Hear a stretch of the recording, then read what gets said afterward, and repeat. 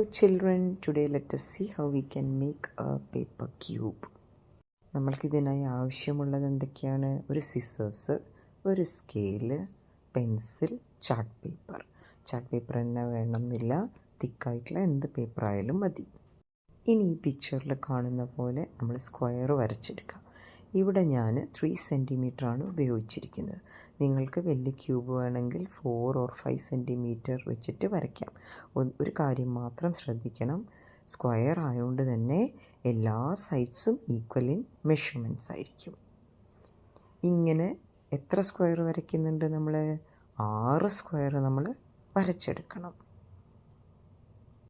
അടുത്തതായി നമ്മളിങ്ങനെ ആ ഒരു പിക്ചറിനെ കട്ട് ചെയ്തെടുത്തു. ഇനി ആ ഓരോ സ്ക്വയറിൻ്റെയും ലൈൻസ് കൂടെ നമ്മൾ ഫോൾഡ് ചെയ്തെടുക്കാം. അപ്പോൾ കുറച്ച് സ്ഥലം നമ്മൾ 2-3 ഭാഗത്ത് വിട്ടിട്ടുണ്ട്.